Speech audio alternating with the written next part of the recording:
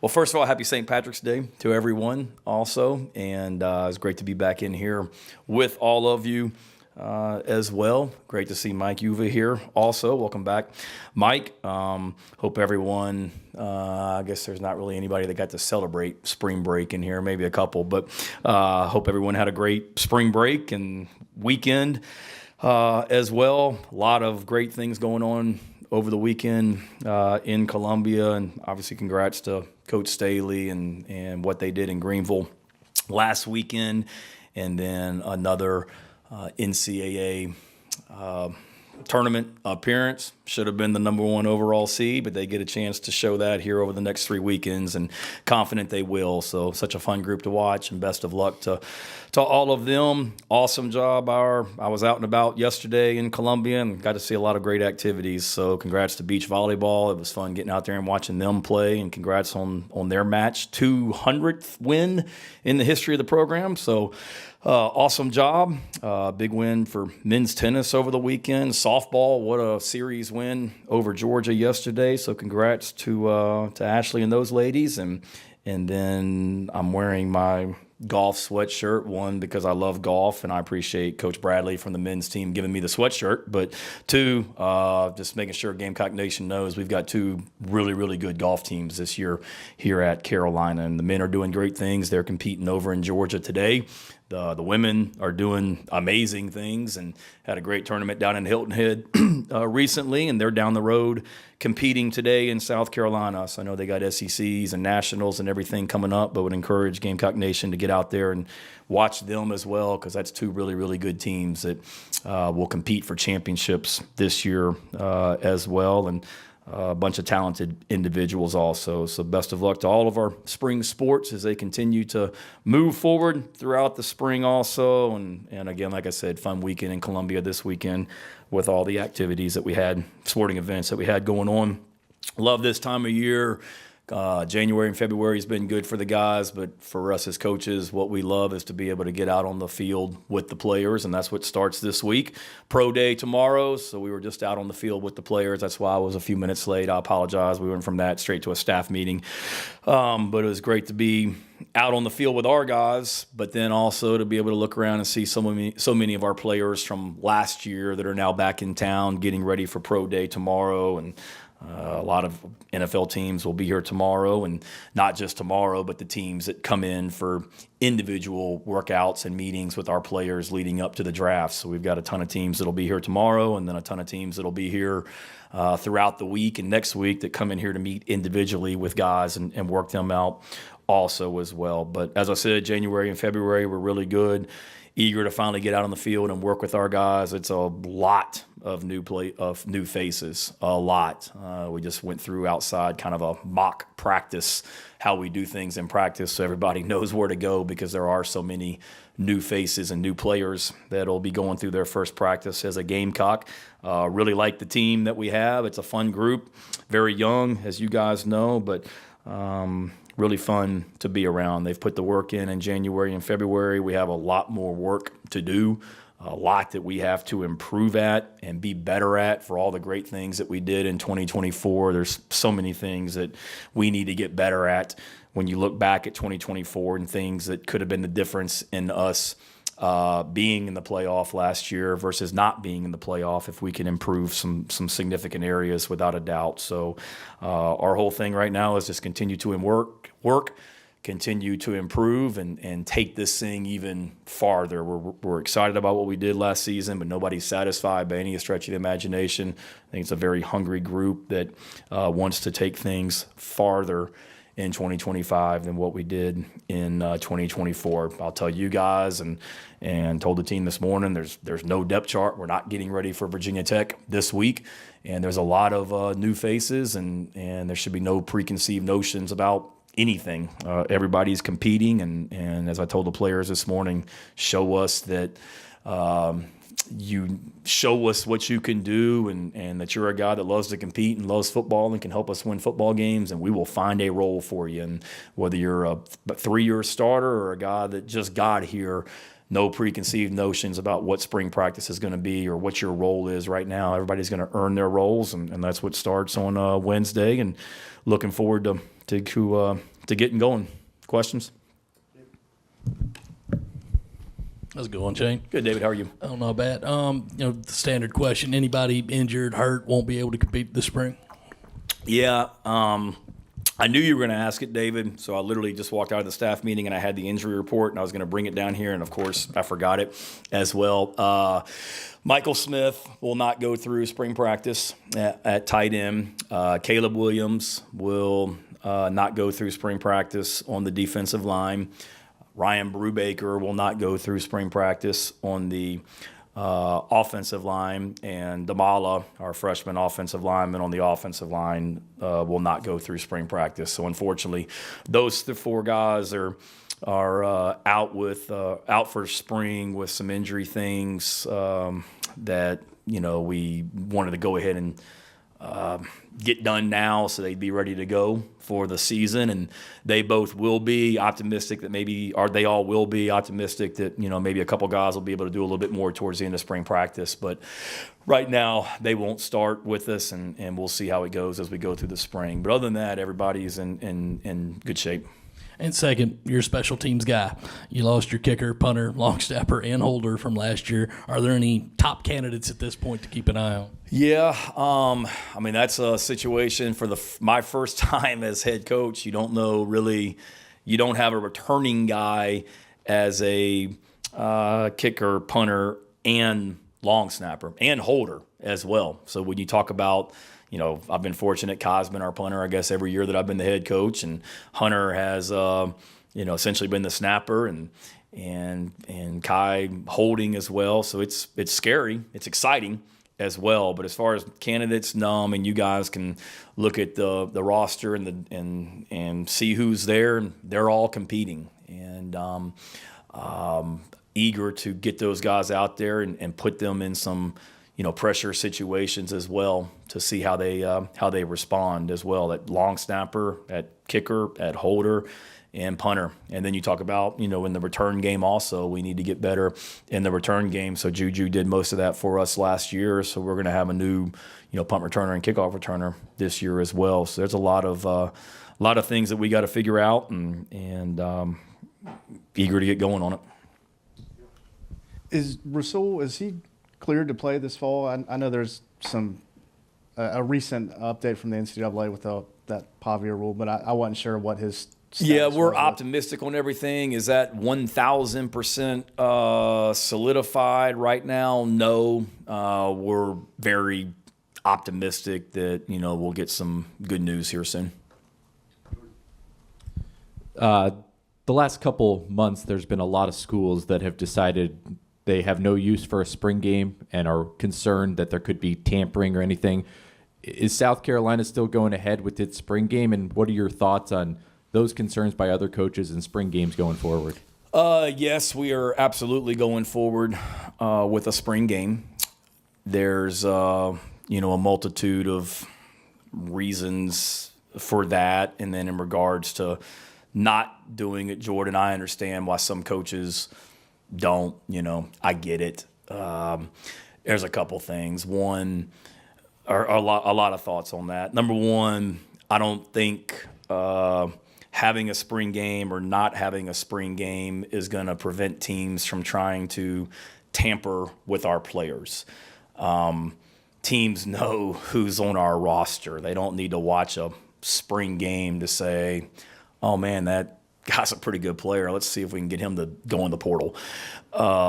Two, I hear people talk about, injuries. Well, we've got, for us this year, 13 practices leading up to the spring game. It's not like we go out there and just, play two-hand touch. I mean, there's injuries that can happen in practice as well. And in a lot of ways, you worry. Don't get me wrong. I mean, we lost our starting left tackle 2 years ago in the spring game to an ACL injury. I understand that injuries can happen in a spring game, but they can also happen in practice in the 32 days or 30 days that there are leading up to the spring game, 32 days from now. So, I get that, but that's something that isn't weighing heavily on my mind necessarily. And then to me, there's just so many benefits of doing a spring game. One, for the fans, it's awesome for our fans to be able to come out and see our football team perform in Williams-Brice Stadium. Some people that maybe aren't able to come to a home game in Columbia on a Saturday, they're able to come and watch us in the spring game, which I don't want to take that away from any of them.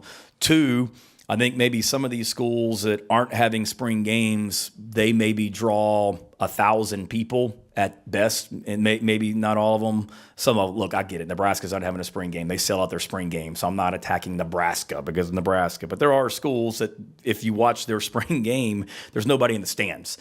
That's not going to be the case for us. So it goes back from a recruiting standpoint. We'll have a lot of recruits here every day during spring practice. But from a recruiting standpoint, that's a huge recruiting tool for us. And we're doing it on a Friday night this year. So there's no other spring games going on that I'm aware of on that Friday night. So it'll be a great recruiting experience for us. And I don't want to lose that because a spring game in Williams-Brice is different than a spring game in maybe some places that I have watched on television before. I've been on the soapbox for 15 years, almost 20 years now about I wish we had a preseason game in college football. We don't in 2025. So the benefits of our players being able to go perform in front of a crowd is a benefit because if you're all of our freshmen, that they're all basically here right now going through spring practice, I think, except for like 5 guys, they get a chance to go play in front of however many thousands of people that we're going to have out there. It's going to be a lot, which for a lot of guys, it's the biggest crowd they've ever played in front of in their life because it's bigger than any crowd they played in front of in high school. And they get that experience, and the first time they do it isn't in front of 70,000 people in Atlanta against Virginia Tech. And then probably more than anything, Jordan, our guys love to compete. And they love to compete. And that's an opportunity to go in Williams-Brice Stadium in front of a crowd and compete in a game setting. And if I told our players that we weren't having a spring game, I think they'd be pretty dang disappointed because of how much they do love to compete. Coach, you alluded to, the standard that you have been setting over the years and how you guys want to continue to go higher. And also you talked about a lot of new faces. So this spring, what are some of the biggest things you want to focus on so this new group is hitting the ground running come fall? Yeah, I think before you get into like personnel, it's making sure that all of our players, whether it's returning players or whether it's new players, they understand that 2024 didn't just happen. Like there was a lot of work that went into the 2024 season on and off the field. So understanding that we got to be even that much more intentional in 2025 to have the year that we all want to have. And then really it's just there's just so many new faces. We lost a lot of veteran guys, particularly on the defensive side of the ball. And they were all down in the training room before I walked out on the field a little bit ago. And you're just reminded like how many guys that have played a lot of football. Tonka was down there and Brashawn was down there and Rocket Sanders is down there and Bam Scott. I mean, that's a lot of guys that have been here for a while that are now gone. And we're talented. There's no question about it, but we're young and we have to develop leadership and we have to develop, what's this rotation going to look like? It's exciting because there's so many competitive battles going on at a lot of different positions. David brought up the specialist, but you could say that about every position on our offense and defense. There's multiple battles going on for roles, and that's what I'm excited to see as we get out there. Shane, we hear a lot about the development side of things, and I think that was fully on display out in Indy a couple weeks ago. But one thing I think that gets overlooked a little bit is the job that Luke Day and his strength and conditioning staff have done. We look back a year ago, some people on the outside looking in, questioning what was going on. You guys made some tweaks. What can you say about what he's been able to do, and especially over these last couple weeks in terms of the growth with some of these guys heading into spring ball? Yeah, I'm glad you asked that, Mike. He's remarkable.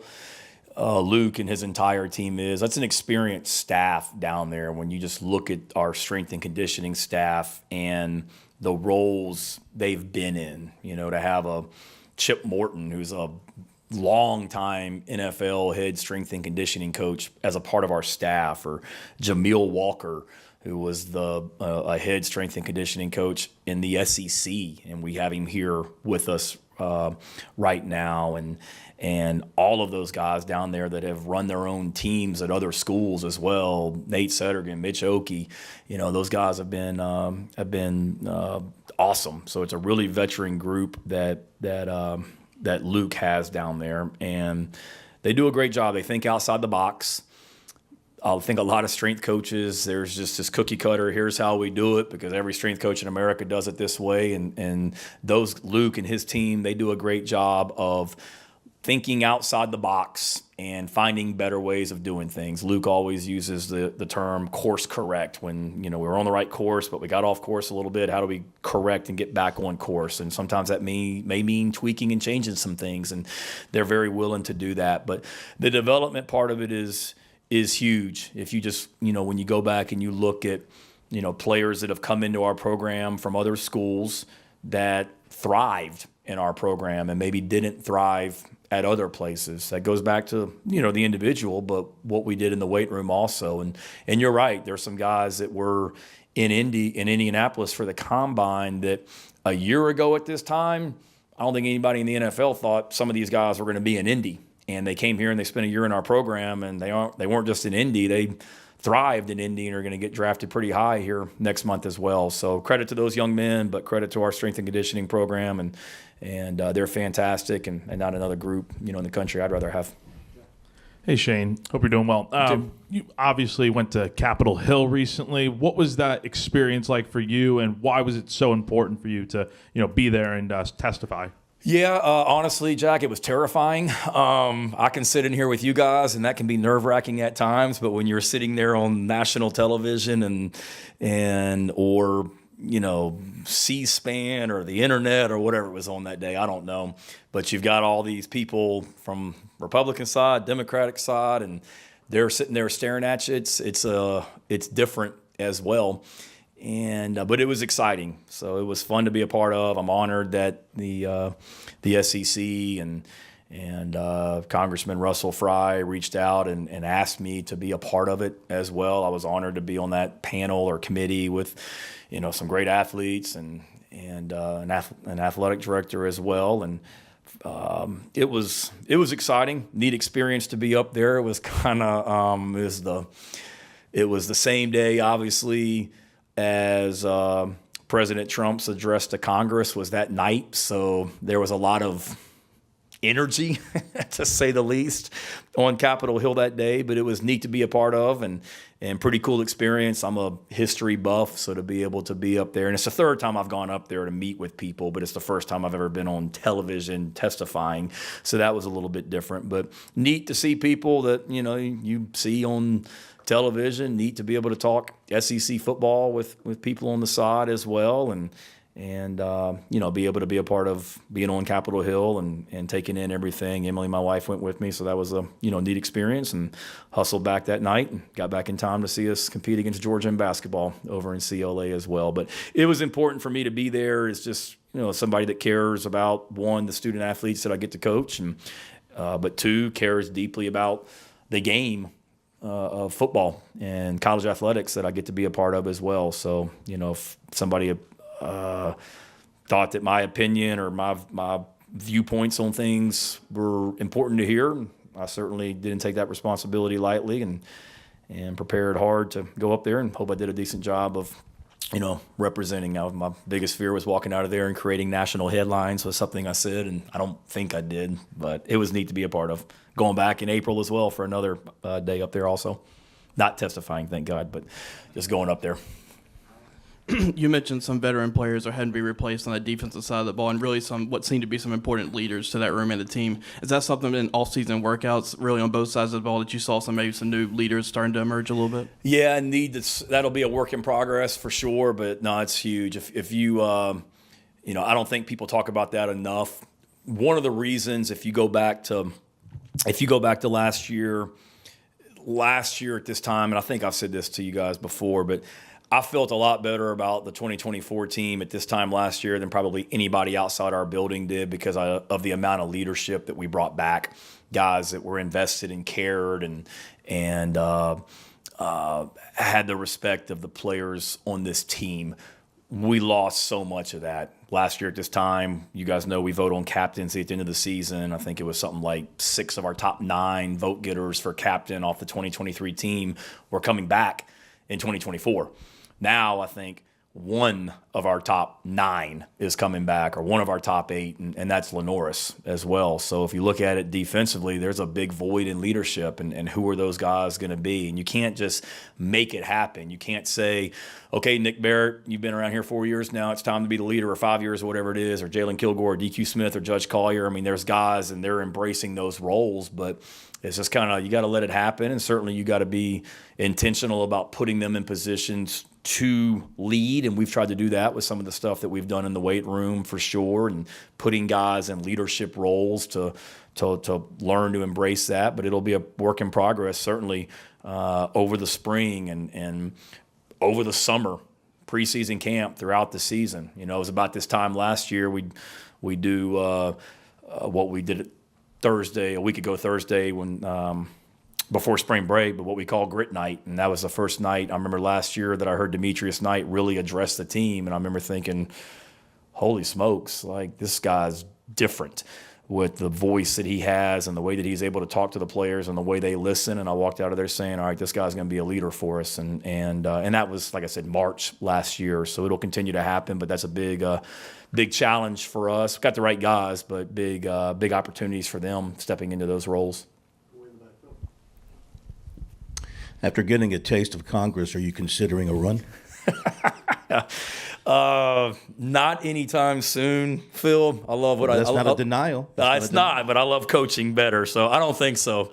I think Senator Tuberville and some of the other coaches that are up there that are now in D.C., they've got it handled here for a while. I enjoy politics. I enjoy following it and keeping up with it, but I think I'll stick to coaching football for the time being for a long time. On a more serious note, what do you want to see this spring from Air Noland and Cutter Woods in particular? Yeah, certainly we talk about competition and no preconceived notions. All right, well, Lenore Sellers is going to go into spring practice as our starting quarterback, and let's be real, it's going to be hard to beat him out. But I want to see those guys compete. And I don't know exactly what it's going to look like in that quarterback room because we're still very young. You know, Dante Reno is in his second year in college. Aaron Nolan is in his second year in college. Lenoris is in his third year in college coming up this season. Cutter Woods is in his first practice ever as a Gamecock on Wednesday. And then Jimmy Francis is in that room. He's finishing up his first year in college. So it's a very, very, very, very young quarterback room. And Lenoris, yes, he's got a season as the starter, but he's still young in a lot of ways also. So I want to see those guys compete. And I've been impressed with them, Phil. I feel like, you know, Air's done a good job of coming in here and kind of changing his body and getting in shape and improving. And Dante, I feel like, has taken a step just watching him throw a little bit here in the last couple months. And Cutter's really impressive. What he did in high school, he's a winner, and he's a talented guy without a doubt. So we'll throw those guys in a lot of settings and give them a lot of opportunities this spring to see how that room shakes out without a doubt. But that's what I want to see is just watch them compete and take a step. Shane, you lost a lot on the back end with OD and Nick leaving. What have you seen from some of your veteran defensive backs like the Kilgores and Swain and DQ, Floyd? What are those guys doing to get the young guys in? Yeah, they realize that one, if you're a returning starter like Judge and DQ and Jalen, they realize that we just lost 2 pretty good starters in O'Donnell Fortune and Nicky Manwari. So it's time for them to really, take the next step and elevate their game, if they will. I've seen them do that with guys that haven't been starters that have been around our program for a couple years. You mentioned Emery. Now it's time for Emery to now take the next step. It's time. And I've seen him be very, committed and sees that opportunity in front of him and has really worked hard to embrace, an opportunity that he has right now. And then the new guys that have come in, with Miles Norwood and DeMarcus Leach and Brandon Cisse. Those guys have come in and done a really good job as well. And then that safety position, we got a lot of guys that have played some special teams for us and played on defense. Gerald Kilgore, David Busey, Peyton Williams. What does that safety position look like next to DQ as well? So there's some great battles, but I've seen the guys do the things that we want them to do in January and February. Now the key is going to be how do they take that next step when they get out there on the practice field. One more question on Rasul. Is he permitted to practice Yes. when you guys are on the field? Yes. Yeah. What's sort of the you mentioned you're confident with him, but what's sort of the expectation with the group as a whole, not only him, but when they're competing? Yeah, that's another one that it's a fun group. I'm excited about it. Oscar Attaway obviously did some really good things for us last year and had a nice bowl game, and I'm looking forward to seeing him take the next step. The touchdown he had in the bowl game on 4th down that we went for on 4th and 1 and then scored over there on the right side by our sideline. I mean, that was a really impressive run if you go back and watch it from the end zone. Just his vision to be able to see it open up and make the cut that he did and trust his blocking.